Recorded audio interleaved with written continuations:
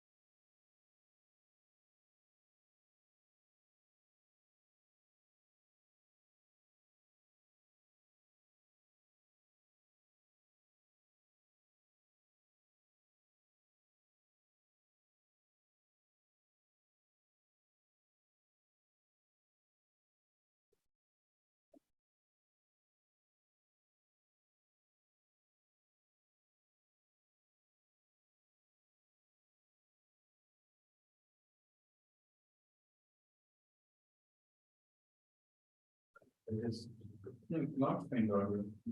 Sorry, it's not connected to audio. No, we removed the audio connection, so now it's fine. Oh, now it's fine. Oh, YouTube video.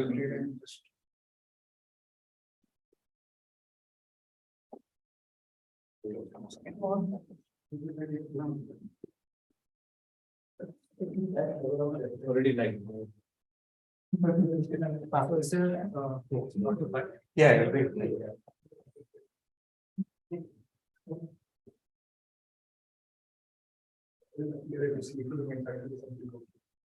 Yeah, I was okay. Hello everyone, welcome. It's a pleasure to have with us Saikat Chatterjee from KTH Stockholm. He is an expert in signal processing, and recently he has had great success applying it to machine learning. And today we will see just a sample of his work. He's also a dear friend, and it is very nice to have him here again in Mumbai. Please welcome Saikat Chatterjee. Thank you, Jyotin and Rahul. Okay, so you are seeing my talk title, DANSE. I think this is the French one for the DANSE. They call it DANSE. So it's data-driven nonlinear state estimation in unsupervised learning.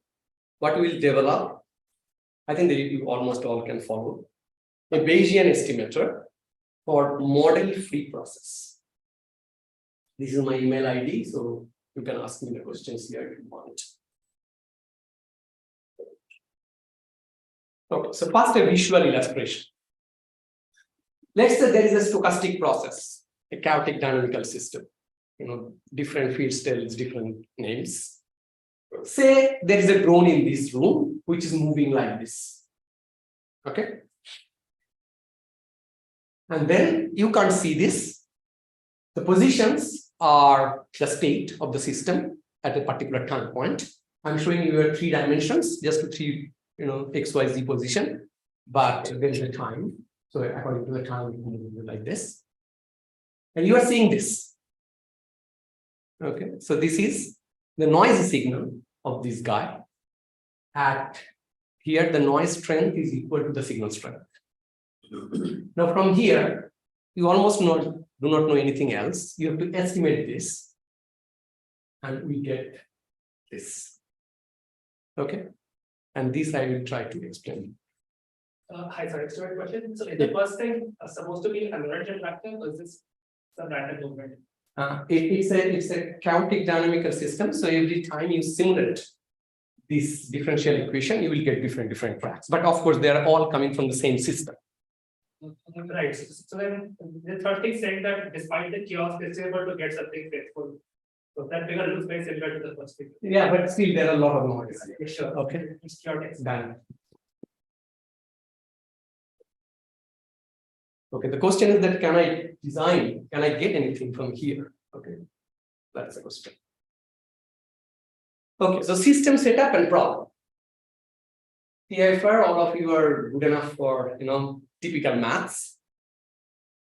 So I need certain notations to proceed. Suppose this is a process, I'm using a time series, it can be other coordinates if you want. Okay, so here it is time series, it is easy for me to explain. So let's say the signal is x, x1, x2, xt is the time point t, the xt is the state of the system. Okay. When I write all of them together, then it is x1 to t. Okay, all of them together. Every xt is m-dimensional. So the theory that when I develop, this is for general n dimension. Okay. Right now, the measurements, what I have yt is a linear measurement. Okay, so yt equal to ht, xt plus wt. Wt is the measurement noise, that is a Gaussian noise with a known covariance matrix. So you have an idea that what kind of measurement noise you are seeing. That's a fairly good assumption for the receiver or or the radar, whatever sensor it is getting. And ht is the measurement system, which also you know. Okay. Typically, ht equal to h, maybe that h equal to identity. Okay. So the state estimation problem is this. At a particular time, t, you have to find out the distribution of xt given all your past measurements, y1 to yt. That I write compactly as p of xt given y1 to t. Is it okay? This notation. Sometimes you also are interested to do, okay, at a time point t, I got all the measurements. I would like to know the joint distribution of the whole thing, p of x1 to xt. Then I compactly write this. This is the state estimation problem. That means given yt up to the time point t, all this time series y1 to yt, I would like to know what is the internal state. There is another problem called forecasting problem. I write T1 and T2. T1 is the task 1, task 2. Here, generally, you saw Y1 to T, Y1, Y2, up to YT. And then you would like to know what is the next time point going to happen, YT plus 1 or XT plus 1. It can be YT plus tau, XT plus tau. Tau can be more than 1. Okay? So this input filtering kind of setting, you know some dynamics also for X. I'm soon come. Good. So, if I have a time series goes on like this, then correspondingly I have y1, y2 like this according to these equations. So this equation is my constraint into the system. Now, situations. If we have model of this process, for example, Kalman filter is the celebrated one, was the most used. They have a linear state space model. State space model, I write it HFN, okay, in the background, where they follow that the time point t, the underlying state xt, follows a linear, rule from the previous time point, okay, where this ft and this is the driving noise, uncertainty of the state space, evolution. So this is the model of the system. So if you know the model of the system, then from here, giving this measurement and having this equation, you can try to solve this one. Kalman filter does it exactly. It's a linear minimum mean square error estimate. You cannot do better than that if the process follows this. Okay. Another case. Let's say I don't know the model of the process. Then the usual approach is this today. I collect data xt, yt pairwise. Okay, so I run the drone. I know the exact position of the drone somewhere, let's say by GPS. And I also get the radar measurement, yt, xt, yt, lots of these xt, yt. That means I know these things. Then having yt as an input, I teach a deep neural network, like a recursive neural network in this case, because it's a continuous time process, to spit out what is the estimate of xt. I can teach that one. In that case, I don't need this model of the process. I have this data and do this. Done. These are the usual approaches. Now the question is like this. If you do not have model of the process, so I don't have it. I don't have the label data because this is the label data. Because yt is the input, xt is the output. That is exactly I want in a supervised learning scheme. And that I teach at the time of training time, a machine learning method, to spit out for an unknown yt, new yt comes in, and the corresponding xt comes out. Okay, that's the machine learning approach. And this is the model-less signal processing. Now I don't know the model. I don't have the level data. What kind of modulation? For example, just the process is unknown. And I have no access to the signal xt. For example, let's say I want to estimate state of my heart. Actually, I'm doing a little bad. I got a chest condition. So then there is no way that there exists a probe that which exactly connected with my heart, which is giving me the xt. Right? I can only have the measurements from outside. So that's my yt I have, but I don't have xt in my hand. Okay. So hope the situation is clear. Yes. There is no HT. HT we know. Because HT is the measurement system which you designed yourself. You have your own sensors. So you have an idea what is HT. We don't know. WT is a noise which we know this distribution of. Yeah, because the measurement systems HT you know, H you know, and the noise you know. Because that's in your own design, own sensor.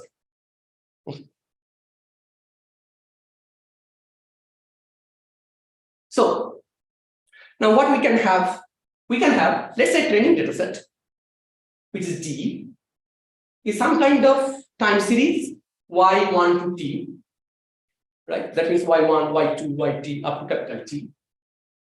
And I have such kind of time series, and then I write an I, that is the ith time series I have, because let's say the drone is moving, and I collected its corresponding measurement, ith time series. Again, another j, it is moving. That is the jth realization. I collect another time series like that. I have several time series up to n numbers. This is an unlabeled data because I don't have xt with me. And that may be perhaps in abundance. I can collect lots of measurements, let's say, in situations. Okay. So I have only unlabeled data in my hand. That means that I have to do some kind of unsupervised learning because I only know yt. But of course, I know h and the corresponding measurement noise. Okay. So feasibility question. If this problem is given, this data is given, and the measurement system is given, measurement noise is given, noise parameters are given. Feasibility. Can we address these two problems, T1 and T2, that which I shown you, Bayesian estimation problem and the forecasting problem, for a model-free process, because I don't know the model, using unsupervised learning. So can I solve it? Viterbi algorithm is exactly in this setting. Viterbi algorithm is the model. No, it's not Like a Markov model. because I'm learning the Markov chain also. I mean, you are assuming that a Markov chain exists. That's all it assumes. Okay. I didn't assume anything. I don't have a Markov chain. Because if I have a Markov chain, then I know X is not a x equal to a xt minus 1 plus noise. That model I don't have. Oh, you don't give okay. So X can have arbitrary time. I have only yt in my hands. I don't have a model. Okay. These data set I have as many as you. So question is this. Don't get into the solution. Think. Don't get into how to solve. That's a separate question. I'm just asking, is it scientifically possible? What do you think? Is HT full rank? HT is full rank, yes. But like, what do you mean by we don't know the model, but we know XT? We don't know X. We don't know H. How XT is H. Okay, H. okay. H we know. Measurement system we know. H matrix I know. I also know that the additive noise W is a Gaussian distributed and its covariance matrix I know. Even if you don't know the covariance matrix, there is a way to figure it out because covariance matrix is a Wisher distribution which I can play with. So X is an IID noise, then what do you do? Huh? XT. So you're saying there's no model. So what if XT is an IID noise? No, but you know at least this much that the XT is the sequence. Yeah, it's XT. IID sequence. IID sequence is an extreme case. Single posing is valid only under some level of abstraction. So what is the minimum thing you're going to assume before you ask that? No, the question is that XT, you haven't feeling that what kind of XT is that? XT is something moving. If XT is an IID, then it has no corresponding connections between T and T plus 1 or T plus 2, nothing happens. Right, Okay. so you might not have a precise model, at least the family from this coming. That I will come to later. That also I don't know right now. I only know that it is definitely covariant. 6. Okay. Example is correct. Additive or implies. I didn't. Yeah, no connection between T and T plus 1 or any T to another T dash. Okay. Okay, so let's proceed. So I asked this question 6 months before to 2 of my PhD students. One of them is very good guy, okay, and both of them is impossible. And then my logic was that, my apparent logic was that, okay, yt is the measurement of xt. If xt has certain kind of trend, then yt has certain kind of trend. If I get bunch of yt's in my hand, then I should be able to learn some statistics of the xt. How I didn't know. I have no idea how to do that. Okay, this is just a thought process. Okay, that because within yt, certain statistics of xt is definitely hidden. Otherwise, from yt, I never can figure it out xt. Of course, Kalman filter and supervised learning case, either I have direct access to xt to trend, or in the Kalman filter case, or it's extended Kalman filter, unscented Kalman filter, particle filters. All these methods knows the model. Okay. When I have a model, I don't need any training. When I don't have a model, then I typically require supervised learning, because then I teach yt to xt, that projection. Okay. So, Bayesian states estimation. Now I have to little bit of lights. Linear measurement model. Here, if I have a suitable prior p of xt given up to y1 to t minus 1, because y1 to t minus 1 I have seen already, right? That time series I have already seen. Say Gaussian, that prior I have. Then having yt in my hand, that means y1 to t, I should be able to calculate this p of xt given y1 to t, right? It's standard equation. Okay, correct. So the question, who will give me this suitable prior? Somehow that if I can get a suitable prior, then I'm done. Then the answer is this: an RNN or a deep neural network can give me the prior having y1 to t. And if this is a Gaussian prior, then basically I need a mean, the mean and the covariance of the prior. Then I'm done. Do you insist on Gaussian? That's, let's say that you can do it on Gaussian. That is the model. I can handle non-Gaussian case also. In some No, yeah, that's the model. Yeah, that's a, Yeah. because I need certain things to optimize. Yeah. So I'm just assuming my state is a Gaussian state with arbitrary mean and arbitrary covariance, and those things will come out from a data-driven method. Okay? How? So first, state estimation problem. So it's a data-driven nonlinear state. Typically, you use it for nonlinear state. Okay, if the linear state case, then you have a optimal solution anyway. Okay. So state estimation problem is this: I have a prior. Now you have to give little more equations. Okay, I have no choice now. I have a prior. The prior is a Gaussian distribution, let's say, which is the mean and the covariance. Mean I write mt given 1 to t minus 1. That means it is y1 to yt minus 1. Okay, that is given. That's why. Okay, y1 to t minus 1, that takes that notation. I write bracket in the bracket theta. What is theta? I'm soon coming.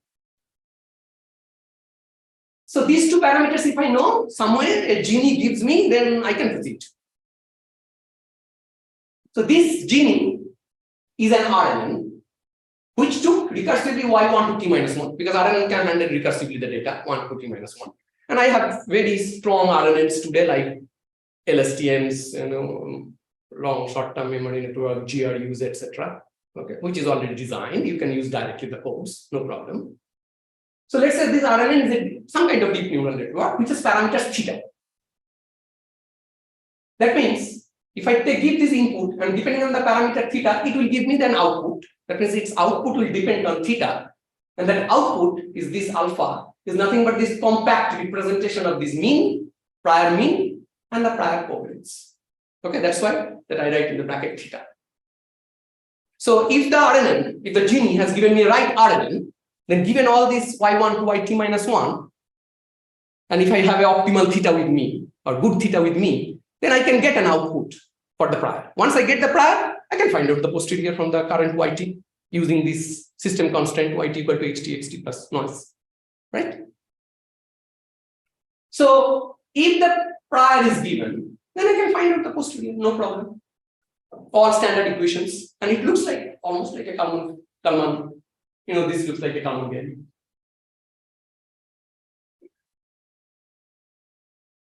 So the posterior has a similarity with Kalman filter, posterior update, but there is an important difference here. In case of a Kalman filter, it has a model. So what it does, at a time point t, it finds out the posterior, and then at time point t plus 1, that posterior is, there is a Gaussian progression. That posterior is again used in the linear equation format and get a new prior at the time of t plus 1. But I don't have that because I don't know the model and I have a complicated not state, okay, transition. So I cannot do any Gaussian progression. Okay, now comes unsupervised learning. So I have this training data set with me, some n numbers, in n data points, it means. Every data point is a time series of 1. Then take one data point, okay? That's why remove I from the top, y1 to t. So this data point, as RNN, I'm assuming that the RNN is giving me the prior, and that prior is going through this linear measurement equation and generating yt. That means that I can write this one in terms of the theta, right? And then I just use the standard chain rule. Is it okay? P of yt given yt minus 1, standard rule. And calculate P of yt given y1 to t minus 1. It's a Gaussian integral, xt. P of yt given xt and P of xt given y1 to t minus 1. Standard equation. Do the standard equation. I have all the parameters sitting here. Done. So I have a clear-cut expression in my hand with the theta. Because theta is the only unknown. I have the RNN structure that I have fixed. Let's say some structure, 3 layers input, 1 layer output GRD that I have fixed it. The structure is known. I only don't know the RNN parameters. I want to know the good RNN parameters such that it works for that data set. Okay, that's why the data-driven method has to come, because RNN is a data-driven method. So all the equations will come in terms of the parameters of the theta. Theta is the RNN parameters. So a very standard maximum likelihood problem. This will maximize over all time points, over all data points. Do it. Da, da, da, da, da. Standard equations, write it. You get a nice loss function. Any question? Clear cut minimization of this problem. Find out the theta. Straight cut. It just, I'm telling it so straight cut because I have already done it. It took, of course, some time for us to figure it out. Okay, but don't get annoyed by these equations or get afraid. It's all standard equations. There is no magic in it. Nothing extraordinary things. Okay. So once the theta is learned, my learning is over. Then from the same stochastic system, I have another realization comes in. True realization. I'm seeing its measurement, and that is my test. Test sequence. I have to find out what is the true. So, and now move to another thing. I told the forecasting problem. All these things when I did, this is based on the Bayesian state estimation. But the forecasting was yt plus 1 given y1 to t. That is the same thing. So in the learning phase, the forecasting problem is also done. Okay. Okay. Now first, experiments. We have to do some experiments with this standard systems. One of the standard systems in physics is Lorenz attractor. That diagram I have shown you here. The Lorenz attractor, the state space in the discrete time, because it's a differential equation, you discretize, it looks like this. So you can simulate this. ft(xt minus 1) is exponential of this matrix. Exponential of the matrix. So we had to do some finite Taylor series expansion of up to 5th order to generate it. And that is this system. These coefficients are very important to choose according to the Lorenz attractor, the physics guys does it, because otherwise it will diverge. Okay, please note that we can only track a non-diverging system. If diverges, you cannot track. Okay. Then from these equations, you generate this guy. Then from there, ht equal to identity, let's say, for the simulation. Yt equal to xt plus wt. I have the yt in my hand. I generate this d, give it to my students. please, I've given you 500 data samples of like that. Every time you generate like this, every time you initialize the system runs and generates some kind of one curve. Okay, you corrupt it by noise, then that is the data set. The student gets only these data set and say that, okay, can you estimate for a test sequence is like this, d-test, same way. Here I had 500 data points. Each length was 1000 lengths. Okay. We have a competitor called KalmanNet, which also knows the model and use the data driven together. They had some kind of convergence issues in the code. So there they got 100 length time sequence. After that, there was a problem. Okay. But we can handle larger length, we can handle shorter lengths as you wish. Please note that when I test, then the length is double. This I deliberately told students. Okay. When you get train it in shorter sequence, but test it in longer sequence. Okay, so this is the result. This is a two-state trajectory for one test sequence. This is 20 dB noise, 20 dB signal to measurement noise ratio. It looks like this. This is a test sequence, and it gives you this performance. This looks like that. Then this is another test sequence. It's in 0 dB manner. Almost impossible to get anything out of that. It gives you this. Okay. Now we compare the methods, right? Because in our field, we have to be the first boy in the class, otherwise you're in a problem. So for all, yes. Before doing any of this, Yeah. how do you know that you are the first boy? Yeah, that is a good question. That you don't know. You try your luck. So after 6 months of It can happen that nothing works. Then you try to improve. It can happen. There is a very high chance. So here, this is the signal to measurement noise ratio increasing. If this is increasing means I'm getting better and better measurements, right? So my estimation should be better and better. And this is the normalized mean square error in dB scale. These are the curves. In these curves, you can see extended Kalman filter because that was, this Lorenz attractor was a nonlinear system, so I cannot handle by Kalman filter. There are other ways to handle it. Extended Kalman filter is one of the famous one. Unscented Kalman filter is one of the famous one. Extended Kalman filter, what it does, knowing the model, it does a Taylor series expansion and use the first order model for that. Okay, every time point. Unscented Kalman filter is some kind of sampling method. It's basically a sigma point method. That is the unscented Kalman filter. And the KalmanNet is the recent paper. And they do it, the model they know, as well as they have the, training data set like us, D, and both them together, they want to use it and learn the Kalman game in this process. Then this is our method. And I write this empirical performance limit, right? Because I don't have a theoretical performance limit, how far I can go.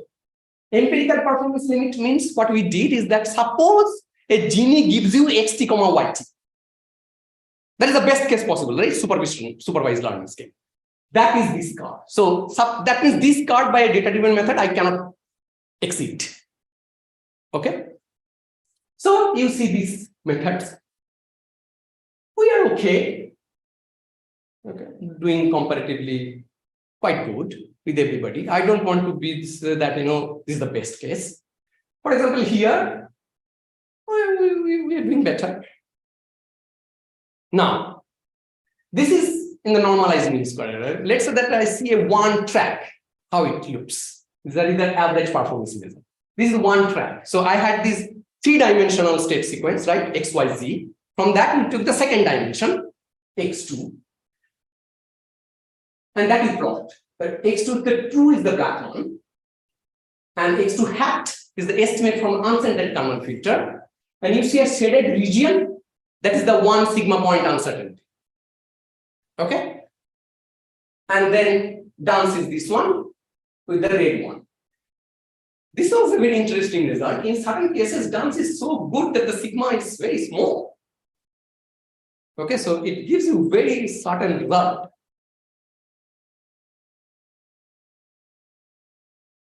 Now the question is that, well, everything works, but how much training data I need? This is an interesting experiment because you know that in the society today we talk, right? Data is the fuel, data is everything, blah, blah, blah, different type of stories about data. So naturally here also you will try to see, okay, in the training data set, D, the size of the data set is N, right? N numbers of data points I have, how the system will behave with respect to N. Would you qualify such a question? All depends on how bad X is is. Not sure, but for the Lorenz attractor, if this is the underlying system, which I never knew, okay, which is a nonlinear system, it's very difficult to classify. Okay, this is the one class of nonlinear system. But for the Lorenz attractor, if somebody asks this question, how much data points you need such that a data-driven method will work? That's a reasonably good question. And then, of course, that your general answer that the data is too low, then it will be bad. Data is high, then it will be good, right? But can I see any trend in the data? That is a difficult question. So let's see that I'm showing it here log 10n in the log base, the n. These are the experimental results. That means that I get a good NMSE when the data exceeds certain limit. Here, this is n equal to 500 actually. Okay. Now you see that, but this is an experimental result. Let's say that I interpolate. It looks like a straight line, right? Kind of a closer to that. And this is a log base. That means that in the n, it is an exponentially power law behavior, which should happen from the rate distortion. You know, if you bring the distortion theory, assuming rate is the resource, here n is the resource. N when data points are my resource, right? So if I give my resource, I get better performance. Some point of time resource even increases, you will not get any improvement. Okay, so I basically joke that yeah, I have a good student, you put a lot of effort, student will improve. Some point of time, even you give more and more resource, student will never improve. Okay. Now, everything is nice, but what happens in practical scenarios? For example, let's say that I have my training condition and testing condition mismatch. Okay, that's a generalized problem, right? For example, I got the data, let's say in 10 dB signal to measurement noise ratio. I train my system and testing in different signal to measurement noise ratio. If this is badly false, then that system is not robust. So here is the experimental result again. When I say DANSE, blue color, and KalmanNet, this green color, that means every point, this is a match condition, okay? That means at 0 dB SNMNR, 0 dB SNMNR, it is trained, and 0 dB SNMNR, it is tested, okay? But the other one, DANSE mismatch and KalmanNet mismatch means at 10 dB SNMNR, it is trained, that's why this arrow, and other conditions, it is tested, including 10 dB. So now look into DANSE. If it is matched, it is like this. If it is mismatched, it is like this. So there is a gap. That means it falls. On the other hand, the KalmanNet does not fall so badly. Okay? So this was in a claim in the KalmanNet paper that they could develop a robust system which working with a good generalization. But that did not happen here. Okay? We have more gap, which you have to work on. One very straight-cut method is that where at the time of training, you bring all kinds of noise conditions and train it. That is called multi-condition noise training. Speech recognition guys did it 30 years back. Today it is called something else.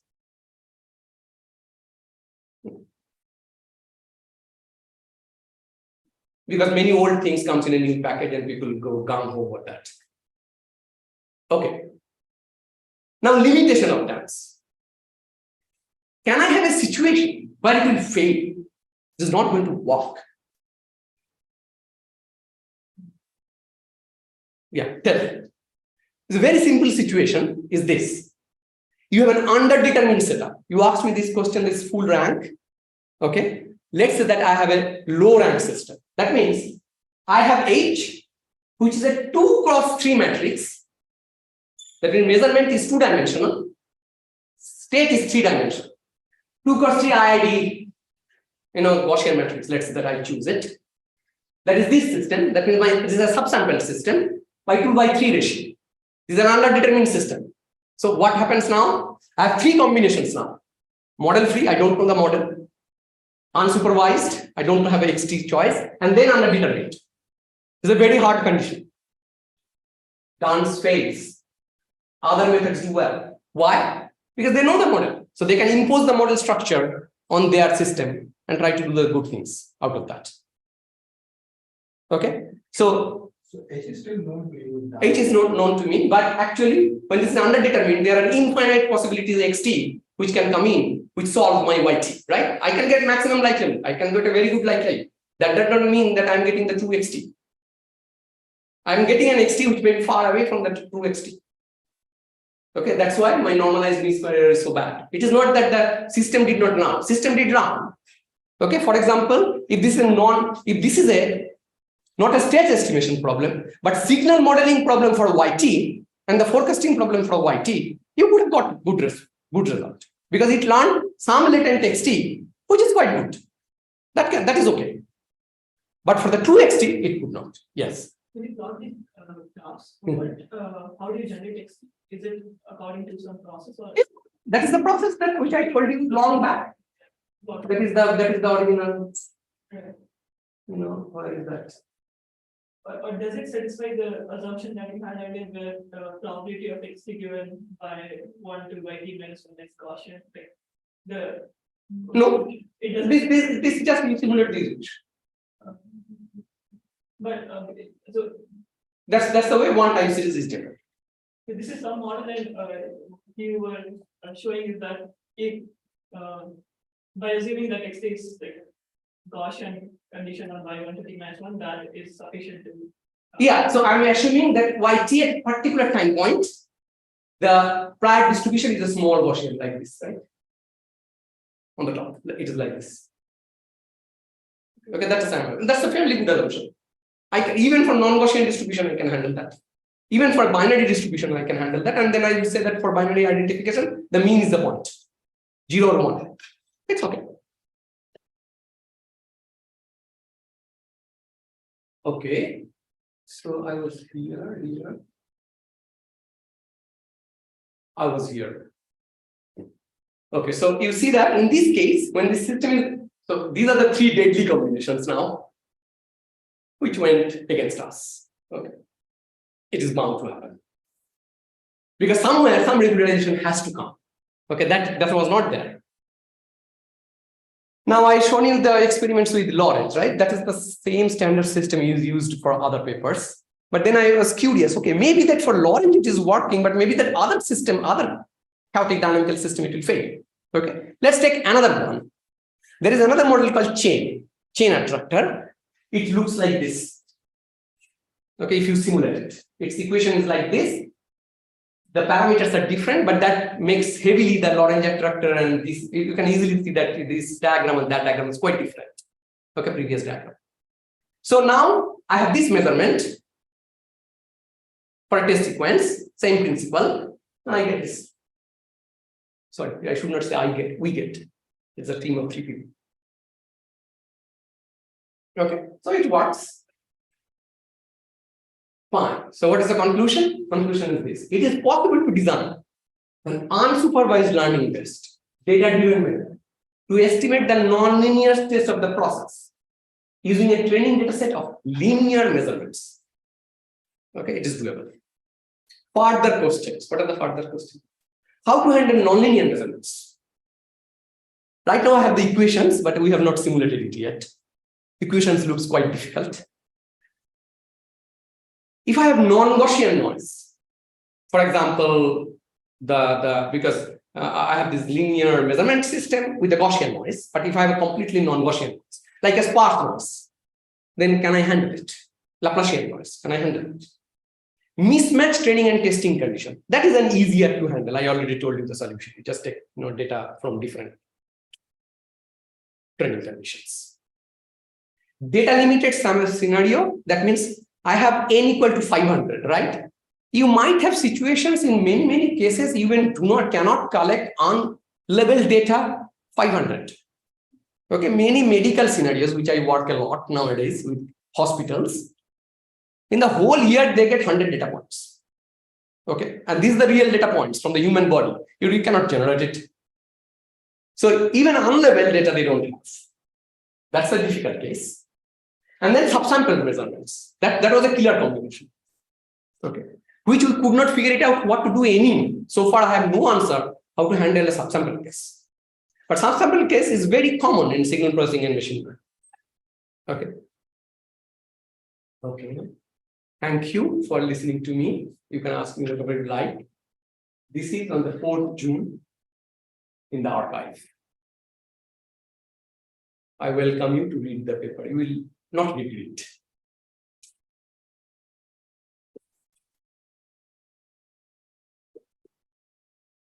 Questions? Yeah, I have a stupid question. So you gave this assumption of a Gaussian distribution of XT condition on the previous slides. So is this assumption true for the Lorenz attractor? Okay, that I don't know. So it is basically means like this. From the previous data, the Gaussian distribution, the prior is nothing but this is the mean, right? It is predicting a mean. That means in the 3 dimension, it is trying to give, you just assume that every time point a Gaussian is moving with its own mean and own covariance. And that's pretty powerful. It can model very arbitrary sequence. Because I never take the previous mean or previous posterior to steer my new prior.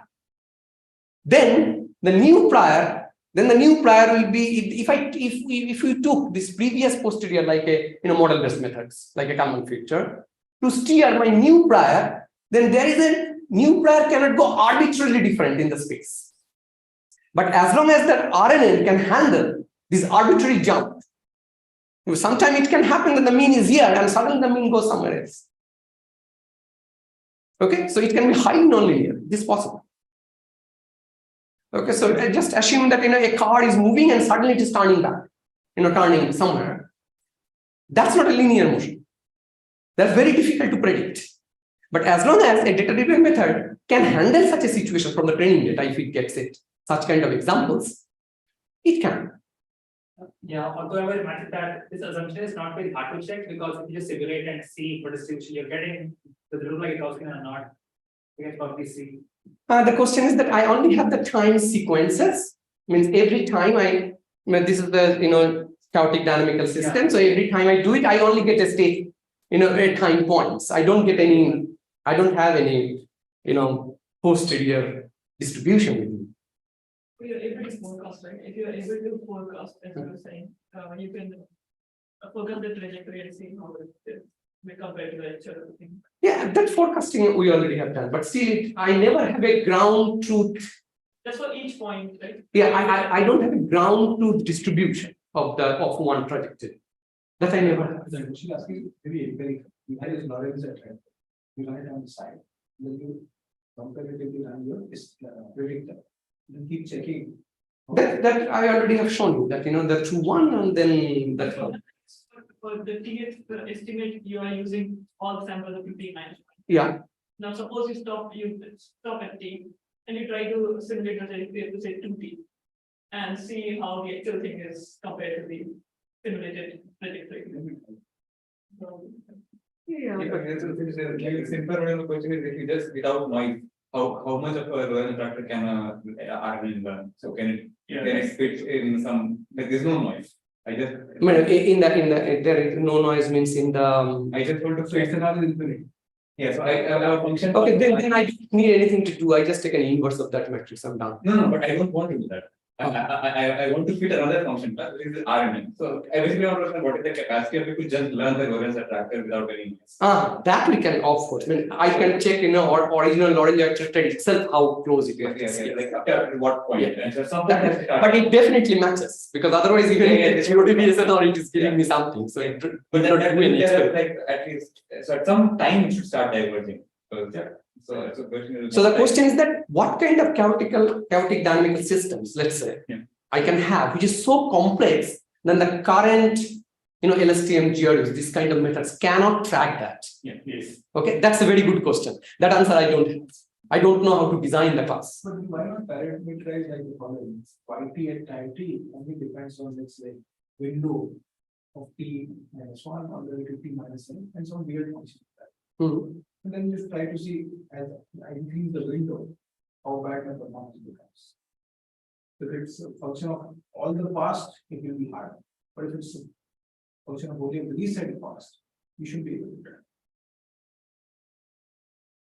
But here I'm a little confused because that the dynamical systems which we simulated, the RNN is definitely able to that. track How much other. history does it have really? That's the question. That's a good question. I have not tested it out. Okay. So suppose you want to throw away, let's say, discrete item, right? Let's say you take the window of 100 days and you do this.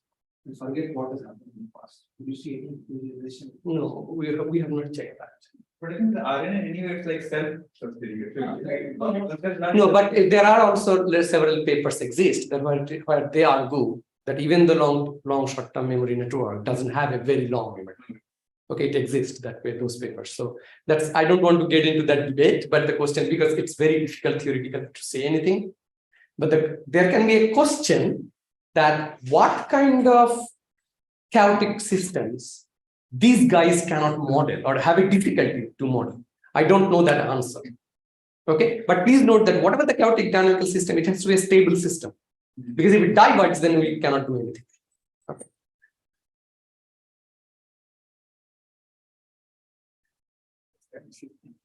Thank you.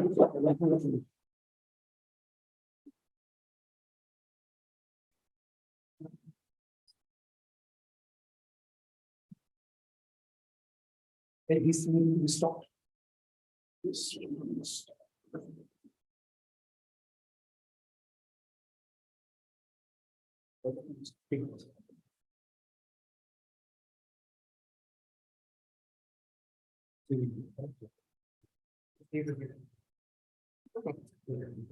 So pick up your laptop.